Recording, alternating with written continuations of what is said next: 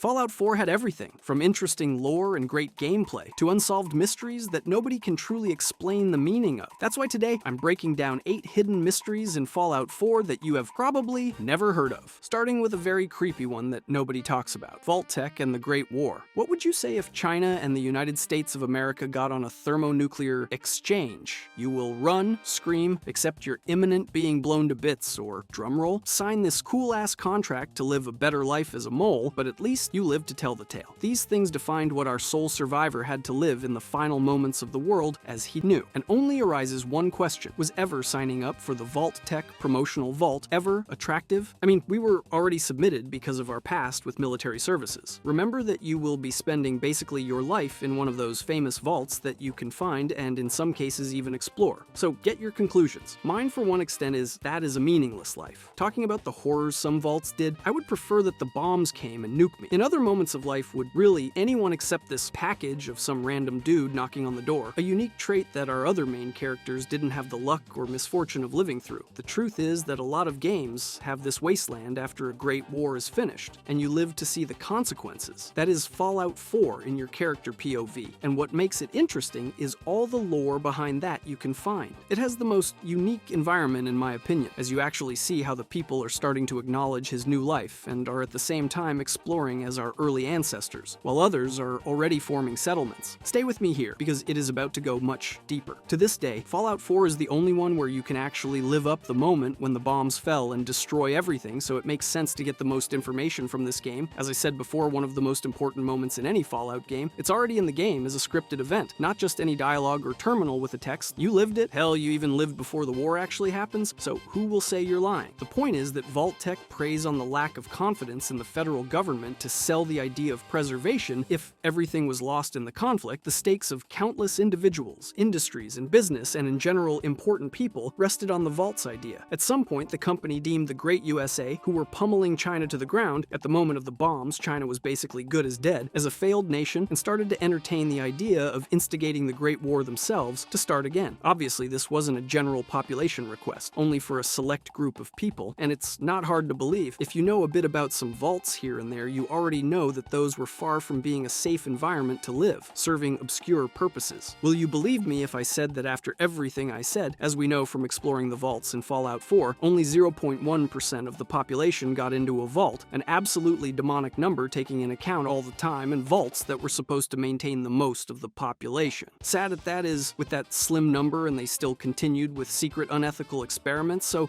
comes to mind, were the bombs really a consequence or a direct action of our own side? The true purpose was to maintain power and control after the restart. And I am straight up looking at you, Enclave, so the mystery is partially solved between Fallout 3 and 4. When you get bits of information or even find a missile in use, the only thing that stops you from blowing something up is a bug on the terminal, hilarious and scary at the same time. Knowing that Vault-Tec had basically the power of the federal government and their obscure experimentation, why only that handful of vaults? Makes no sense at all, and even worse with all the failed vaults that from one way or another killed everyone inside. Picture this, the vaults weren't a final resource. They were planned ahead, and with far too many resources that at some point Vault-Tec was more powerful than the government. Kinda hard to know exactly what went wrong. All this raises a second question, and even more important than the first. If they were so secure about the vaults and still weren't enough, who destroyed America? Who launched the bombs first? A question that to this day still feeds on the paranoia and skepticism of the fans. Theories, lore, diaries, entries, even the TV series talk about it. Without a doubt, this was the pivotal event that began Fallout as something. I know, Fallout 4 isn't the earliest one after the Great War. Obviously that title goes to Fallout 76, not even a century after it. Everything is still in constant change and nature has started cohabitating with radiation. Would you believe me if I said that maybe Vault-Tec is innocent? This question is actually answered in one of the important plot missions of Fallout 4. In a terminal with the railroad, it is described that invading submarines and unidentified planes were registered. Shock apart, what closes the deal is the changing DEFCON status. I mean, why would they bother activating all the alarms of invaders and defense alerts if they would be blowing everything? Wouldn't it be easier to explode everything and effectively let the submarines take the blame as they fly under the radar? Another thing that happens is, in Fallout 3, as I explained early, on your many journeys, eventually you will find your way to a missile silo with an actual nuclear missile armed but never launched. Why would they save it? For Great War 2, if you work a bit around the silo, you can arm the launchment and start the countdown, but everything will break down to a bug that stops the missile. Even so, nothing points out to having ever tried to launch it before. I I think that alone kind of proves the point that Vault Tech didn't launch the bombs first, but that doesn't mean that they're innocent. As in other instances, they already had everything planned for launch of at least one missile to a city, and in final instance they did at Shady Sands on the TV series this is shown. To close this point with a knob, China was invaded after the anchorage had been taken back, and also were getting absolutely crushed by the US forcers, so it kind of makes sense to drop everything and fire off all they had in the hopes of a final stand or destroy everything. Why the buildings withstanded the nukes? Maybe this comes as a shock, because from a gameplay perspective, it wouldn't make any fun to explore just pieces of scrap on devastated buildings, shot out to the urban area of Fallout 3. But still, it is strange that so many buildings got even the carpet almost untouched. This plus the Lovecraftian references and the dark things that happen in some buildings make me think if there's actually something more working in the dark that has interest in people going in those dark and mysterious spaces. I mean, someone could argument that the bombs do so much more damage in the radiation outside the impact point, logical, but still you saw the bombs, they were near in a more real-to-life scale. The city is absolutely abysmal, so a unique nuke don't do that much damage, so maybe, and just maybe, is a scale problem. Imagine the glowing sea, those nukes weren't a joke. Still, after all the theories and mysteries, like the mannequins, the devs are saying to us that all that is irrelevant. Remember, the mannequins are watching you. Hell, even the first main building that you enter and get your power armor from is pretty neat. Carpet, doors, and well, even the food is just a bit dusted, and there are raiders. I don't think they have a cleaning crew and a restoration one too, but whatever, we can rule this out from a purely gameplay perspective. I am only leaving the door open for a future installment that can work a bit more on this mystery and shed light on it. Continuing to a more prominent mystery that to this day remains hidden for all the wrong reasons. What the freaking hell the Institute was trying to achieve? Kinda strange as the method and purpose comes to clash heavily. Bear with me here. We learn through the game that they are replacing people with synths. From this, only you clearly understand that they are bad guys. But let's dive deeper. They claim that they want to do a kinda, you know what? I don't have the slightest idea, but only, and I really mean only focusing on their word, they want to bring stability and basically survive at all costs. Actions speak otherwise. Stealing people, infiltrating human settlements, and basically making a slave race isn't a good way of preserving what they have. Maybe the stealth approach would be better, if only they had me as an advisor, mostly because of all the attention they are getting, and also they are killing the very people they are dependent on for continuing, well, existing. Let's get some facts straight. They build a slave race, robots that basically are programmed to kill and even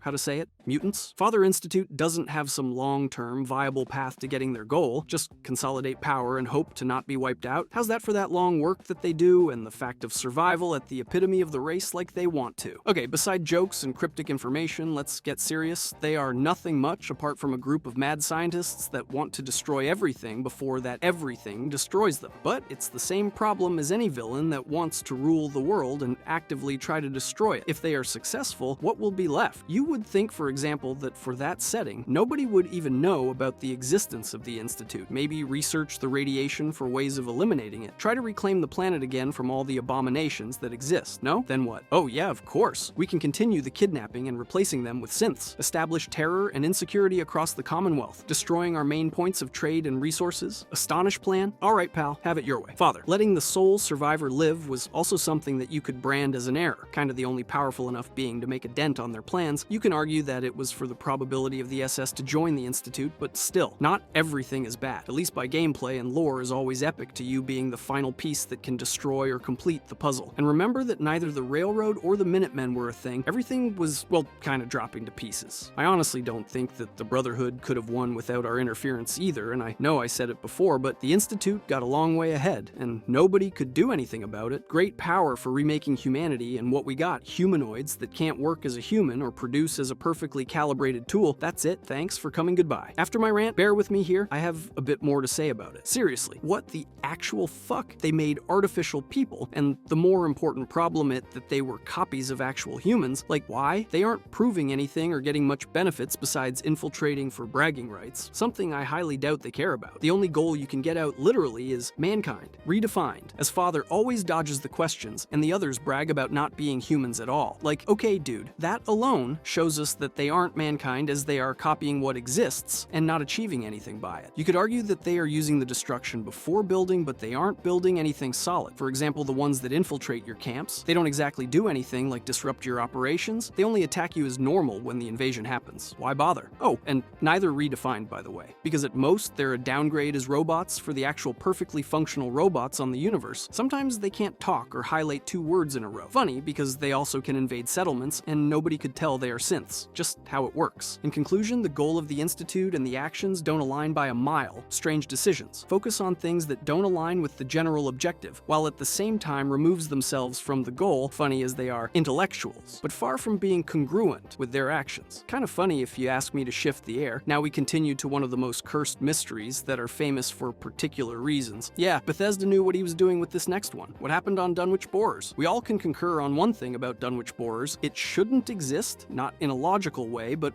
as something that doesn't exactly fit on this game. Like it came straight up from some eldritch horror's mind to haunt the bold survivors that decide to go there. Oh boy, you go there for a simple quest. We already dived a bit on this one in the last video, but we didn't cover everything. A favor for some raiders. That was all that it took to get us here. Fairly simple. Get a sword, quick and easy, get in and out. You already did it 1,000 times before, but when you're there, if you are a bit like me, the thrill of adventure and curiosity gets the best of you. Kill the big raider boy to keep looking at your leisure, but eventually you get to a chained door. A descent deep enough for ghouls to start attacking you, and then you start an astral travel experience for pre-war flashbacks that aren't yours, but you're already here. A shame to go back before exploring everything. The most strangish thing is the one of cultists performing rituals around an altar or body of water. Kinda strange. Anyways, continue a bit more and start diving. Trust me, it's worth it. 3 words. Massive underground temple. Oh boy, the plot tickens. This one worships the bombs with a face carved into stone and a dagger. That's when you find the end of this cryptic place. First of all, the people surrounding the water were worshippers of a god that was down there. You can see a statue of an eye at the bottom of the water. As any eldritch horror to date, this says volumes about being there a long time, even before you existed. It's presumably true that those ghouls that attacked you were turned by the influence of those malevolent gods. Well, not exactly malevolent, but they simply don't care for their worshippers. Factor of this is a recording of people on Dunwich building on F3 turning to ghouls. Sadly, gameplay-wise and visually, they function as any other ghoul. High five for the dev that put that face at the bottom of the tunnel. It gave me a freaking jump scare because of the tense I was during all the investigation. With this context, I continued to look for more lore on the game and other games of the saga, and found a couple of interesting facts across F3 to F76. Bonus info on F76 you can see in Sleeping Eldritch Horror, so accompany me to learn about this a bit more. If you're scared, sorry, I know you are as interested too, so you will bear with me here. Kellogg reference to past Fallouts. Kellogg's memories are a box of secrets and a sad story. As you know, its origins are everything but happy, from a dysfunctional family to getting out of the RNC because the laws were getting obnoxious. To enter the hard times, he at some point got a revolver from his own mom in his first mission, kill its dangerous father, an alcoholic raider. This got bad really quick as Kellogg didn't have the guts or the heart and ran away from home. Fast forward to him living in San Francisco with his wife and daughter at the same time that was building a scary reputation as a security member of SHI. We don't know the details, but his family got killed over problems with himself as dangerous people attacked his house without him to defend it, and the family paid the ultimate price. Factual point, he located and killed every one of the implicates. So fast forward to the game that precedes us, he got to the Commonwealth as a mercenary and got jobs to different outcomes. At some point, its effectiveness started to become a problem for the Institute, but besides trying to kill him, they planned ahead and started hiring him. Great idea. If only they used their intelligence a bit more, there wouldn't be a game. So in record time, he became their best agent on the surface. Obviously, the most important mission was the one that started the game, the search for free of radiation humans, and so he kidnapped Sean and killed the sole survivor partner. For the actual start of the game, he already was a cyborg. That's why on the encounter with the sole survivor is still a medium-aged man. After all, he came and went, doing a variety of missions before dying in the hands of the sole survivor. The interesting fragments are when you recover the chip that has the memories, and Nick Valentine comes clutch and helps us. Kellogg is, in my opinion, a way of referencing our adventures through Fallout 1 to 4 if you investigate his story. He comes from New California all the way to San Francisco. Some interesting locations are the hub from Fallout 1, the New California Republic, or the NCR that ties F2 and 4, the Shure that appeared in Fallout 2. The gangs from his father can be original or are a fit for the cans of New Vegas. And there could be many, many more escapes from me today. And that leads me to my other point. Kellogg easily could have been a protagonist of a Fallout. Still, he ran its whole life as his family was killed, and some scenes in the game show this, just like the one on the bar. Sadly, it's dead, and we have to move on, but it is a brilliant way of storytelling and brings to the spotlight just how cruel the world is. Put a